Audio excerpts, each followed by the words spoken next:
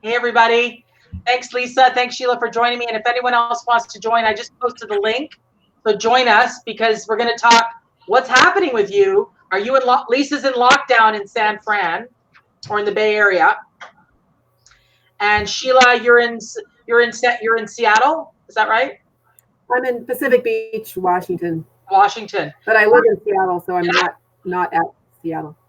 I'm in Toronto. We're not in sort of governmental imposed lockdown, but we're in definite, social distancing mode as much as we possibly can.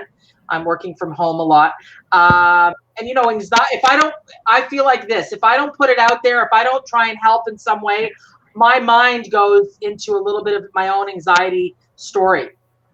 So I'm not allowing that to happen. So I'm just going to, give as much as possible and see what transpires from that. And so far it's working. How are you guys doing?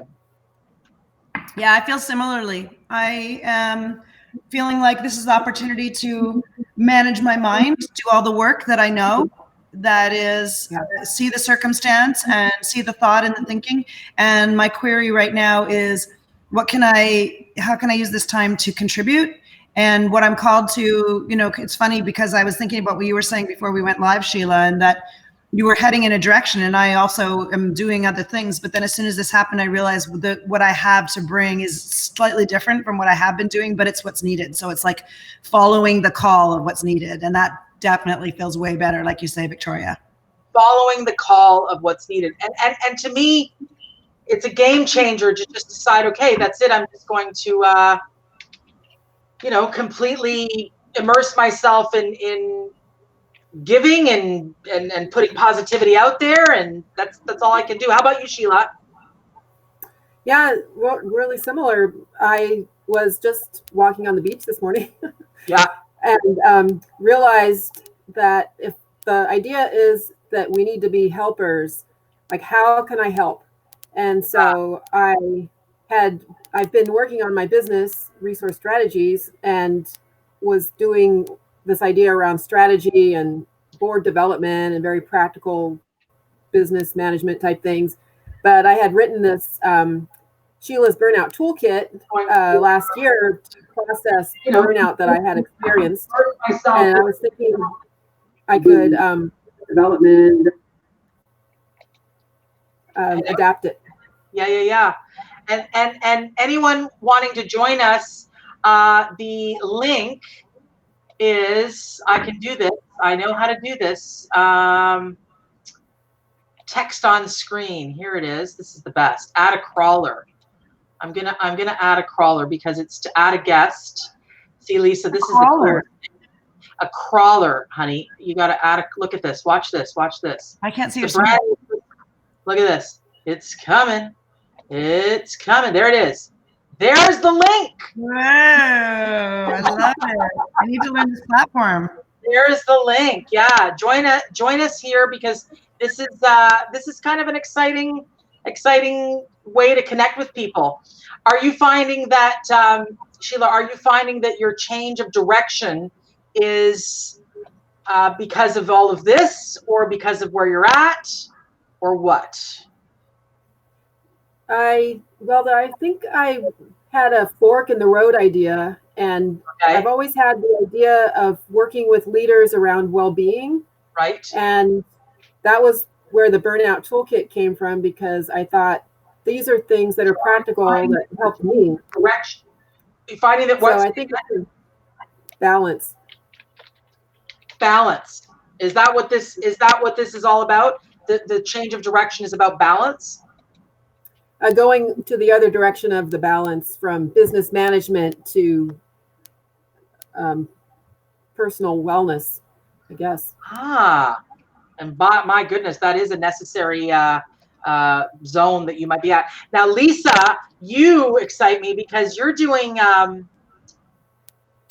like all these people with the kids staying home. So I've spent most of the last 20 years running homeschooling groups and homeschooling my own kids. But as of a couple of years ago, I really was branching off more on doing speaking training and doing work on rebranding aging and things like that. But then when this happened, I realized I have this expertise and I know the community. I built these communities. I've supported communities, brought people together.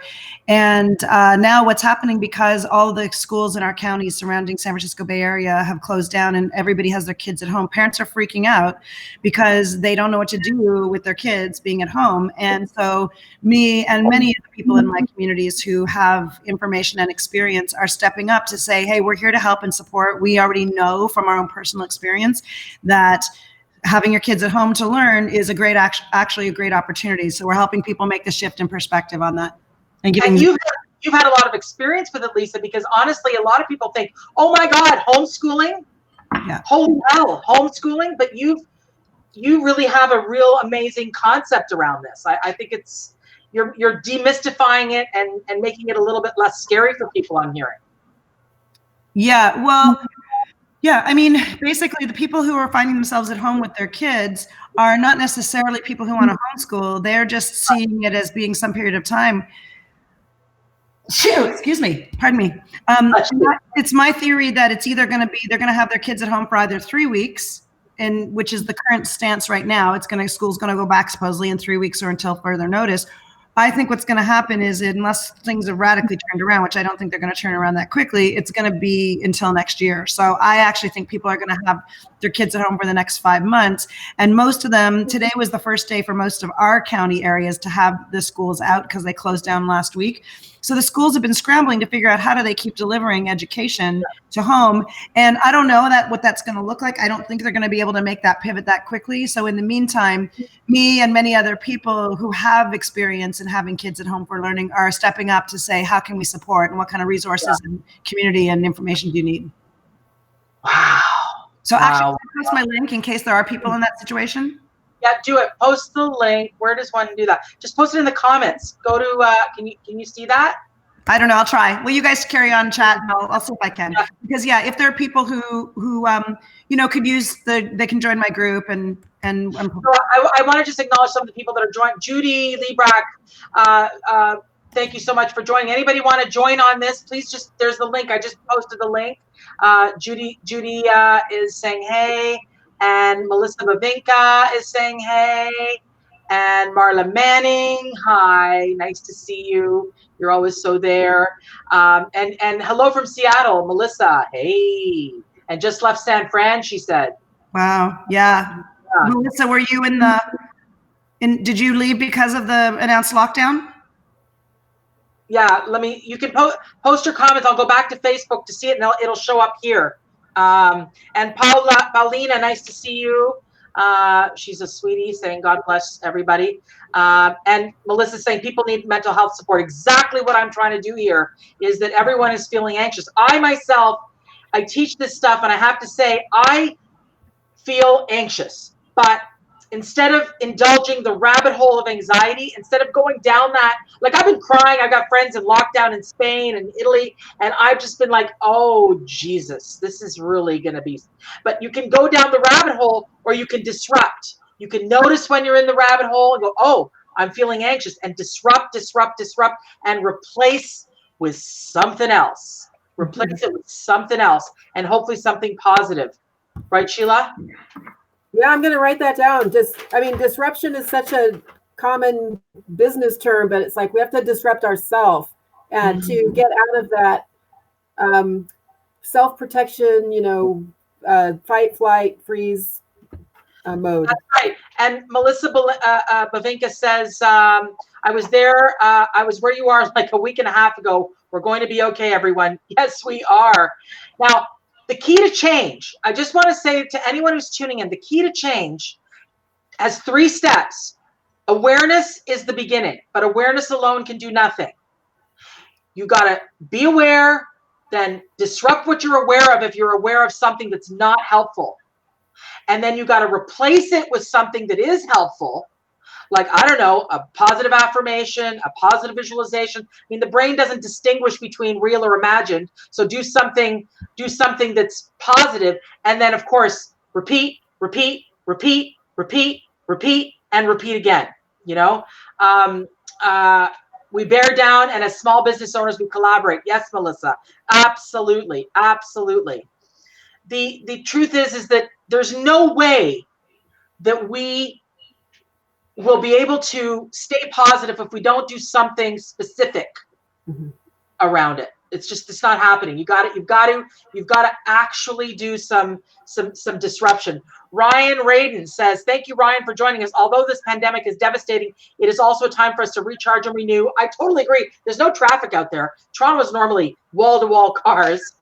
I was told by my boss to stay home for the next 5 days. So I'm choosing to do push-ups, work out, focus on other business projects. I will use this setback to set up for greatness. I love you, Ryan. You're always so wise. Good job. Yes.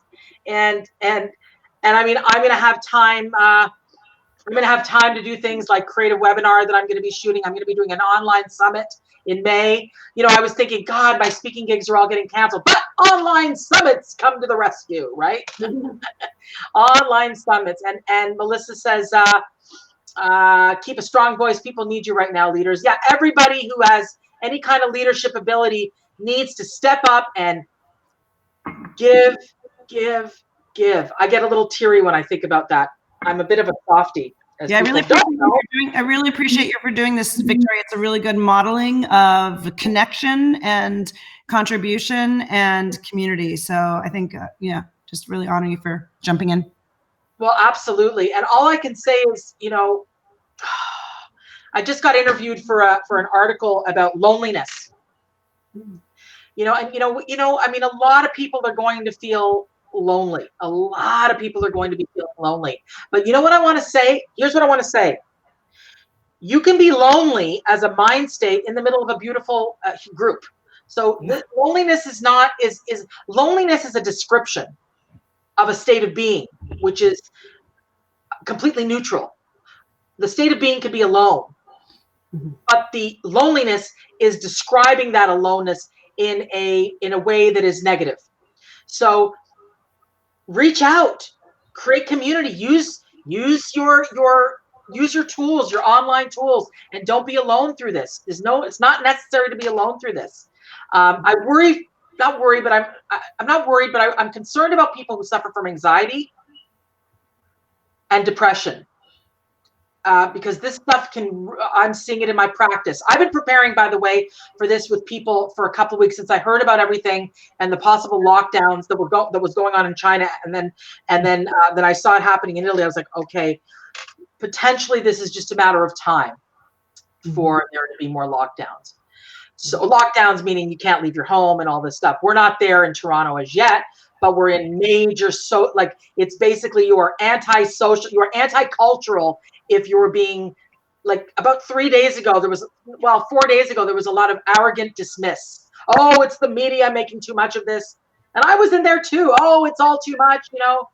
But it's just so interesting how there's been a wave. It's just shifted. Tipping point. There was a tipping point last Tuesday. Like, I mean, I saw it kind of like a wave. You're right. It was kind of like tipping point, zoom, tipping point, zoom, tipping point, zoom.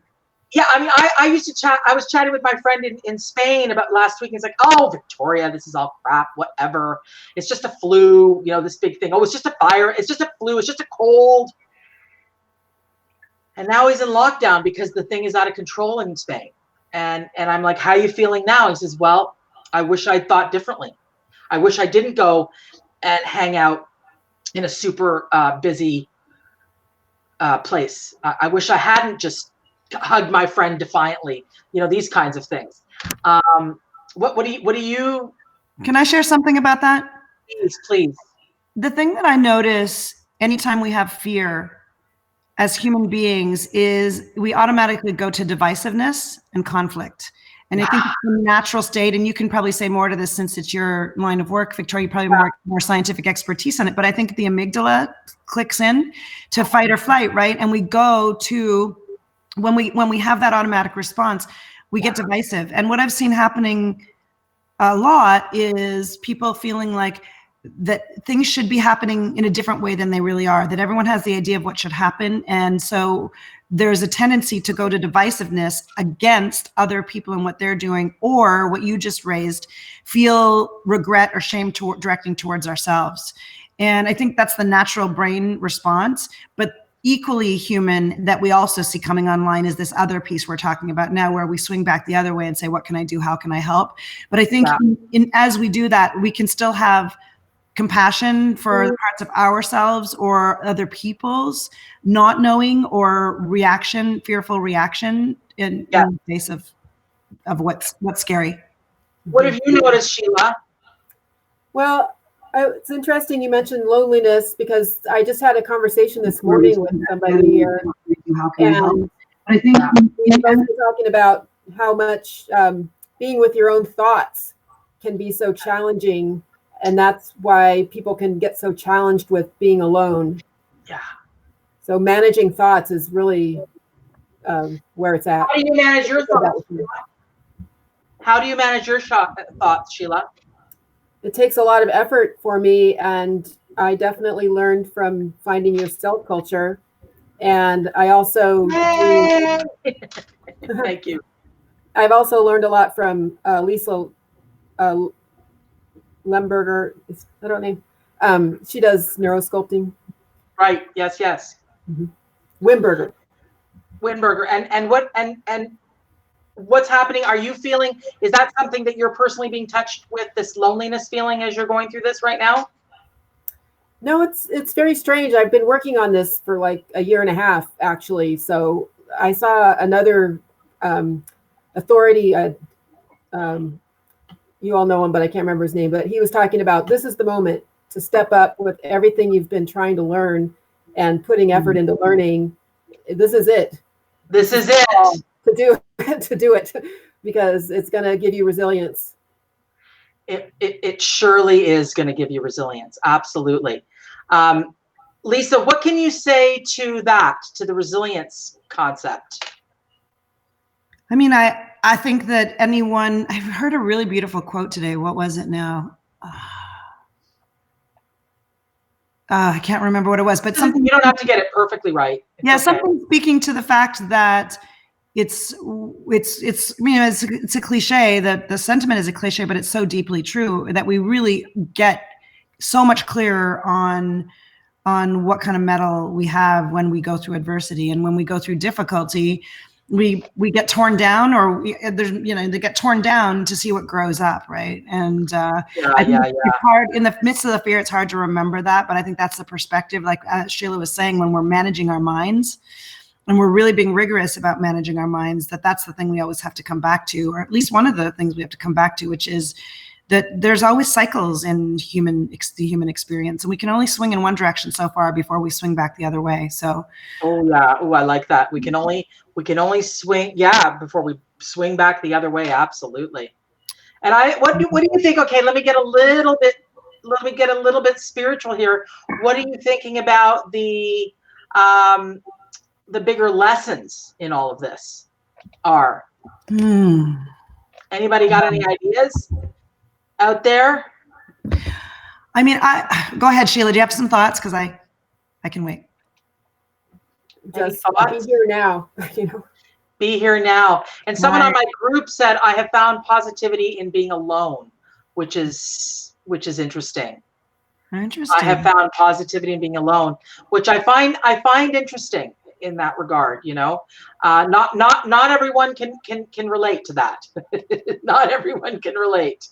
I would say for me, I gotta say, if I was I did a little weird visualization the other day, and I'm gonna lay it on you. Ready for some weirdness? Let's go. I had a little bit of a visualization, and I said I like to talk to patterns. I like to talk to energy, and imagine that they're responding to me when I ask them the question. So why are you here? What's this all about? So I asked the virus, why are you here? I don't want to vilify you. I don't want to make you the bad guy, gal. I want to understand, what are you trying to teach me, and what do you hear? I mean, what is this about? And here's what I heard. These drop-ins came in, right? The download you got was. Whatever. Here's what I learned, sort of. I'm here to teach you that it's all too much. Slow down. slow down, stop too muchness. Now, I'm not saying, we can't be too much. We should be too much if that's our personality, but maybe just too much activity.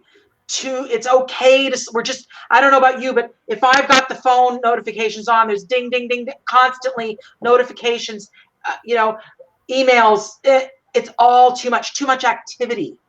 And that is something that it's possibly teaching us to slow down. It's not rocket science, what I've just said, but it's to slow down, possibly. And I would encourage anybody watching to ask, what's the virus teaching? Not that you have the virus, God willing, I don't have any symptoms, but what's this whole experience of this coronavirus teaching you? And what's the message? What's the message? Yeah, it's interesting. I can't comment because I don't know how to comment on but I see there's some discussion talking about being alone versus, and someone commented that the idea of isolation is an enemy ploy, and that really the thing is to come together, I guess. And I think that's the interesting corollary, right? Is that we have this idea that it has to be one or the other. And the truth is that we certainly need human connection. But the question is, how do we create human connection in the face of isolation? Because and I go back to the loneliness, right? Is that part of our human nature is isolation, but how do we create connection and contribution and creativity in the face of isolation? Okay, I want to actually add that. Where is it? So here, I'm going to add a crawler. What is it? How do we create connection in the connection in the face of isolation? Mm-hmm. I love that question. To me, that's a really important question in the midst of all of this. See, Lisa, be live. Yeah, Be live. Can I say one more thing about that? Just because I really, the two people commenting on the idea of that someone said they've received solace from being alone, or what? Yes, I think so. Yes. Yeah, and I think they're not in conflict with each other, because I think that part of having connection is going within, is slowing down, like you said, is taking the opportunity. Like isolation is the opportunity to go within and to create self-connection. And in the face of being inside and being physically isolated from other people, we also have the opportunity to say, wow, what other ways can we use these gifts of social media that we have to actually take self-connection to create other connection? And I think this is really about real connection.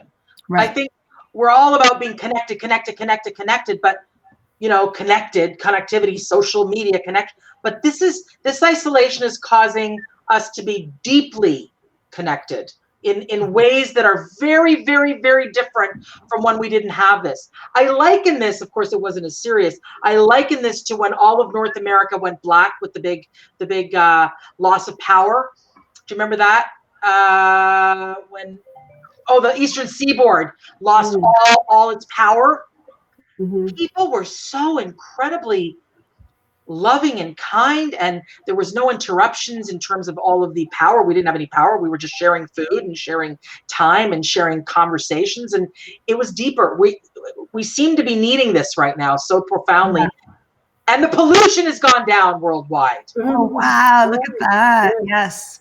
Also, going back to the initial thing that Sheila was mentioning and that we were talking about with regards to, my friend's calling me. Hold on. That when we are faced with something like this, we might be going down a path that our mind is telling us, oh, go do this. This is your work. This is what you should do. And then when a crisis happens and you're facing your own mortality, whether it's immediate or more immediate or abstract and hypothetical, you end up being called to ask what really matters to you. And I think that's the existential piece that in some level can happen in a situation like this, where we're like, really, what matters? Even if we're not facing imminent death, I think it can happen when you face imminent death, but this is close enough and we're feeling the feeling state and possibility of that enough that it calls us to say, what really matters? What do I really care about? What can I really do? Oh, and wait a second. So we got another person joining us. Paula, turn your camera on. Paulina, Caliendo, I need your camera on, sweetheart. Anyways, we'll see if she's able to be live. I've got a few other comments that I want to read. Megan O'Brien, I'm in Utah on a skiing vacation in the mountains since January 25th. I skied 1 week due to a knee injury. My love skis every day and all day. Without looking, found a peace in my solitude, connecting with my true self. My soul is in my solitude. Interesting. And Lynna says, very true. This is the 5th live I've been giving about this topic. Exactly. And I write either random thoughts to manage and organize my mind. I got to know myself a lot better with a much more honest view of who I am. This is what solitude is giving me, and I love that. I love it. It's powerful. It's powerful. Let's see. I don't see Paulina. I'd love you to come on. Just turn your camera on. Let's see. Standard feature. I can't see her. It's okay. Sheila, I don't want to speak over you. Were you going to say something? I'm not sure. That's okay. I'm just thinking now. Yeah. What has solitude brought you? That's my question. What has solitude brought you? What kind of advantages, or what has solitude brought you? It's kind of interesting for me. I feel like I've been working on my relationship to solitude, and like I mentioned, I'm at the beach right now, and I remember coming out here with your book, Finding Your Self Culture, and I worked with that book on it like 2 different times over a couple different years. Yeah. And being here, this place is isolated, and although there are people around, but the thing is, over all this time, it's always been about being able to be alone. Coming from a family that there was that amount of trauma that you talk about as well. Right. Learning how to be with yourself is really one of the first sort of requirements to moving on. Learning how to be with yourself is one of the first requirements to moving on. Like from trauma. Trauma. I love that.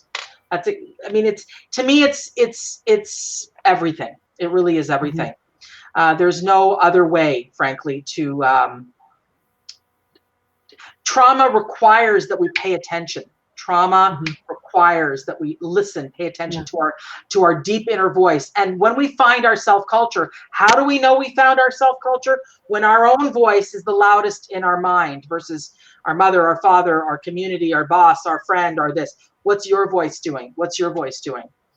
I want to just see, there's a couple of other comments here which are really kind of powerful. Haley Sherman just joined us. Thank you. I'm glad you're here. And let's just see a couple of other comments coming in. But anyways, what I really want to ask everyone is, what are people hearing? Like, are you hearing, Lisa, like, what are you hearing in your community when you're out there chatting with parents? What's the vibe? What's the experience? You mean in terms of the education piece, or? Yeah, exactly. Well, like I said earlier, I think people just are really uncertain about what's going to happen, and I think they're having a hard time deciding how to proceed because they don't know if how long they're going to be home with their kids, because it's new to them, because they're dealing with what most of us who've homeschooled deal with over months. We think about homeschooling, we consider it, we research it, we start to find resources, we make connections, we make a plan, then we join a group, then we take the kids out of school, we talk to them about it, and then we start. Some of us do that over the course of months or even years. And I think people are being thrust into that situation without any preparation. And so they're feeling freaked out. And on top of that, they don't know what the expectations of the schools are going to be. So I can sit down with them and say, hey, take on freedom in learning. You got this opportunity. You've got this sanctioned opportunity to try out learning at home, freedom from education, freedom from institutional education. But they're feeling it's hard for them to really enter into that right now because they don't know if the expectation from the schools is going to be that the kids stay on top of things and do worksheets. And frankly, I don't really think the schools are going to be capable of doing that. And I think that for most people, they're going to have the opportunity to explore freedom in a way that, like, it's sanctioned freedom in a way, it's freedom sanctioned by the circumstance, just like we have the freedom to stay in and be with ourselves and do our, things that we may have been putting off for a long time. There's an opportunity here. And so in answer to your question, yeah, I think they're feeling freaked out and uncertain, like everything. Everyone is about everything right now. So. Oh, you're cutting in a little bit, Lisa. I don't know why. Yeah, it's okay. What are you hearing, Sheila? Are you hearing any other person's perspective on this whole experience, or are you very much in the solitude place, not hearing so many other people? Well, I'm hearing more of the rural perspective, actually. I mean, I'm in a county now that's just gone under all the Washington limitations, and they've only had one case that was found, and that was like last week, and he's in the hospital. So it's a very invisible threat, I guess, is what I'd call it. Here. Invisible is what this is. Would you say that invisibility? Hey, Lisa, are those your notifications? Yeah, I'm trying to figure out. You know what? Because we're going into shelter in place right now, everybody's texting me and saying what's happening in San Francisco. Exactly. Yeah. Is that what it's called? Shelter in place? Yeah, shelter in place. As opposed to lockdown. It's announced an hour ago, and it's going into effect tonight at midnight. And so everybody that I know is. What are people saying? What are people saying? Saying, what's going on? I just heard that they're just hearing the news, so they're checking on how I'm doing and what's happening here. So here's a question. Yeah. Do you have enough groceries? Yeah, I mean, 3 weeks. You can live for a long time. Sorry, I don't know how to turn it off. Can I turn my Facebook off without turning this off? Yeah. I don't. You just have to go to your volume, I think. Oh, but then you won't hear me, no? No. You just turn down notification sounds only. Oh, okay. I'll try to see if I can. Whatever, it's fine. It's all good. It adds a dimension. I mean, this has been going on in the Bay Area in terms of the conversation for the last month or even more, where people have been saying this is going to be happening, and there's been varying degrees of acceptance, understanding, agreement. I still don't really exactly know for sure. I've seen really good cases on both sides about how bad it's going to be, but clearly it's going to be bad enough that it warranted attention. So yeah, I have food. You don't need that much food to live for 3 weeks. I tend to do intermittent fasting anyway, so I need less, but yeah, I have enough food, and most people that I know have, but the question is then going to be, how do we support people who don't, who haven't been older people,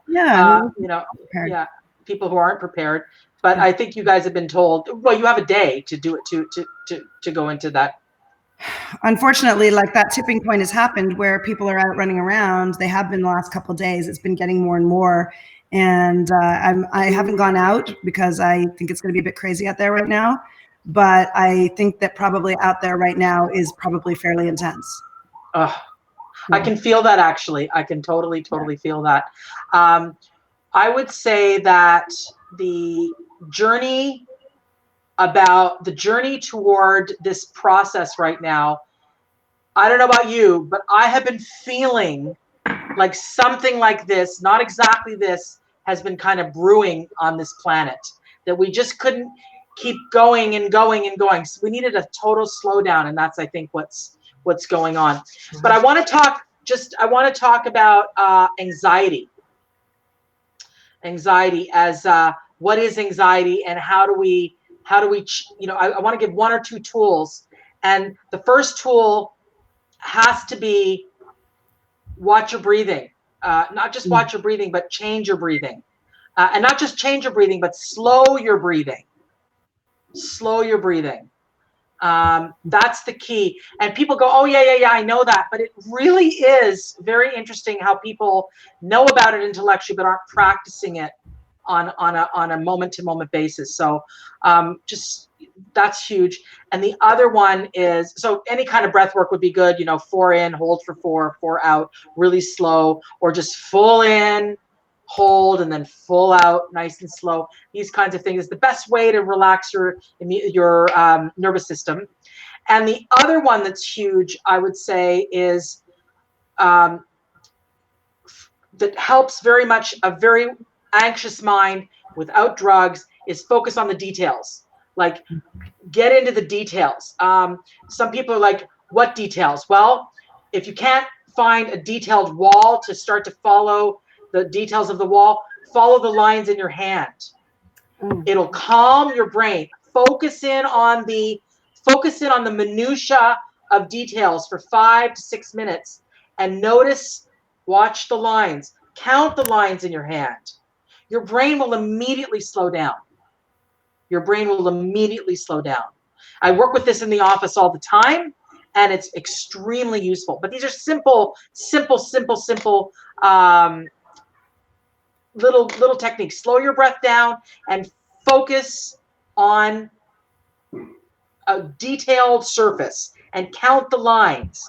Like, I mean, I've worked with people who have phobias around needles, and they can do this by literally counting the lines in their hand, and they can get blood without needing to have panic medication. So it really, really does work. And Paulina Caliendo is saying, work on affirmations and gratitude practice in the morning and throughout the day. Yeah, my favorite ones, when you can't think of anything else, when you're freaking out, are all is well. I am safe. Everything works out better than I expect, which really takes care of your negative expectations. So all is well.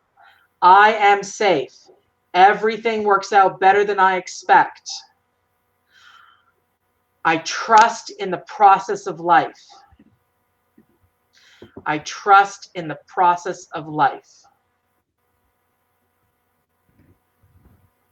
I have unlimited value no matter what. So these are some really good ones for people. Melissa Bavinka says, grocery services through Whole Food has been great. Amazon, Brand, Presto have paper products. Okay, good information. And then she also says, here in Seattle, we have moms stepping up and sharing lesson plans. Many are coming from the at-home community, sharing resources. Lisa, I'm sure you can attest to that. Everybody's stepping up to share what we know. Everybody is. Which is just amazing. And I like, Melissa, people are recalibrating. Yeah, people are recalibrating, exactly. And I like how Melissa also says, you hit the nail on the head. I don't know who hit the nail, but need to pay deep attention. Yes, I love that. So let me just see, 37 minutes. We're going to start our wrap up. I just want to know if anyone has, Lisa, do you have any last sort of wisdom thoughts? And Sheila, you too. I want to give some wisdom from the places that we're in. I'm sorry to put you on the spot. We literally did this in 30 seconds. No, I mean, it's more of the same. It's curate your listening. Tell me more just about that for a minute. So we have to always balance taking in the information that we need to make wise decisions. Oh, you're cutting out. Oh, sorry. Can you hear me at all or no? I can hear you. What's curate your listening. Curate your listening. So basically, curate your listening. Yeah. So we have to take certain amounts of information in to make the choices that we need to make, and we have to also know where the boundaries are, where information we're taking in is getting in the way of us managing our mind. So when you say curate, because that's a curate your listening. I'm doing it as a crawler, Lisa. Curate your listening. So be choosy about what you're listening to. Yeah, choose. Just like you would in every regular day life, you would choose who you surround yourself, the 5 people you surround yourself by. Choose what information you're listening to, because there's so much coming at everyone right now that you have to make discerning choices about where you put your attention. So curation has never been more important in terms of what attention we let in and where we point our our eyes and our hearts and our minds. So that's one thing that I'd say. And then, like, all the things, just reiterating all the things you've already said, which is find ways to self-connect and connect with other people, find ways to contribute, find ways to use this time to be creative and to catch up on things that you might not have been able to do in the past. Yeah. All those things. Sheila, you got some wisdom? Well, I just echo the word creative. I feel like when we are, in a more panic or, fight, flight, freeze type situation, we're actually trying to predict what's going to happen. And we can't, because now we know this is just going to move the way it does. So if we can find ways to have a creative mindset about what we want to create during this time for ourselves and other people, and be here now. Be here now. And I'm going to say, let me say this, you know, people are like, we got to stop this. No, stop stopping it. It's coming. It's here. It's what it is. Just, you know, don't try and calm the storm. Calm yourself. Yeah, that's a good way to put it. Yeah, don't calm the storm. The storm's here, baby. Calm yourself. And I have to say that to myself. Yeah. Calm myself. You know, this is the key. And so everything we need to do, my way is breathing, affirmations, journaling, connecting with people I care about, helping people, giving people my knowledge, giving freely of my knowledge, and generosity of spirit. And I think I'll be doing lives most days that because I'm going to take next week off because it was supposed to be my vacation. I was supposed to be going to Jamaica, but of course that's not happening. Not now. So I'm just going to use my time. I decided not to fill it with clients. I decided, okay, let's just I'm going to film a webinar. I'm going to finish my taxes. I'm going to be giving in this way as much as I can. And people need to figure that out as well, as much as they possibly can. And what I will say more than anything is realize that there is something positive through all of this. Yeah, that's the nature of life, right? It's just, there's no other way. There is another way. It's all perspective, but I really feel like truly, truly, truly that these conditions are affording us time, connection, true deep connection, slowing everything down, creating awesome amounts of generosity. It's a powerful time. It's a powerful time. The universe is magnificent right now. It just wants us to listen.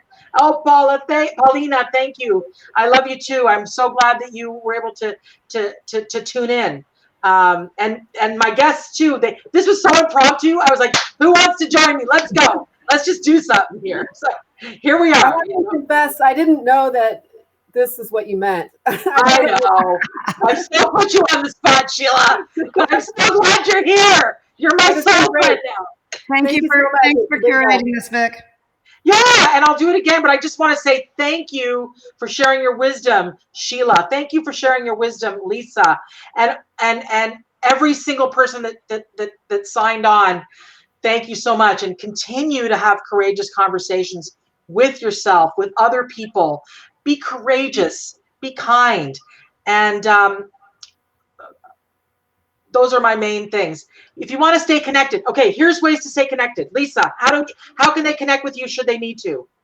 About online homeschooling, about artful aging, about all Superpower You podcast. Yeah, well, my podcast is Superpower You with the letter U. That's not so much focused on education, but if the education piece is relevant, if you search on Learning at Home in Crisis on Facebook, you'll find the group. You're welcome to join it. And wow, I love that name. Wait. Let's use the crawler. Well, the thing is, it's not, you have to just search on it because the Facebook page is like a weird name. It's actually, what's it at home? What is it? Well, if you just do a search on Facebook on Learning at Home in Crisis, it'll come up. I can't Learning remember at Home in Crisis. And then way to personally follow me is not best on Instagram at Lisa BL. At Lisa BL. Okay, so that's, make note, everybody. Make note. Yeah, and the learning thing is the thing I'm really just focusing on. I'm kind of doubling down on that right now. So anybody who needs support or help or encouragement or is feeling anxious about having your kids at home for learning, yeah, please reach out on one of those platforms. I mean, that's so good, right? That's just so good. And how about you, Sheila? How do you want people to connect with you? Well, my website is resourcestrategies.me. Wait, resourcestrategies.me. Yes. Sheila Seiden, SIDEN. And I also have a Facebook page at Resource Strategies. And I have my Sheila's Burnout Toolkit that is available. It's an e-series. Hang on. Her burnout kit. I'm just writing it all down so people can. Burnout what? Toolkit. Yeah. Okay, so let me just crawl that. to get in touch with Sheila Seiden. Isn't this the best? Resourcestrategies.me at Resource Strategies. I mean, this is the best little. I got this through AppSumo, which is usually you pay a lot more, and it's a great thing. It's a really great platform. And two ways that I want you to connect with me. Number one, so everybody got that for Sheila Seiden. Write that down, and I can put it in the comments too. By the way, we can put it in the comments. Also, Courageous Conversations. Well, firstly, my website, visualizationworks.com, visualizationworks.com, and also my YouTube channel, youtube.com/askvictoria. And I'd love you to join my closed group. It's called Courageous Conversations with Victoria Laurent-Fabish. Conversation. Oh, I'm such a bad typist. Aren't we right now in Courageous Conversations? No, we can't. Oh, Be Live will not share in a group. So we're on your personal page? Yeah, but I put it there. I shared it there. I did share it there from my personal page to my group.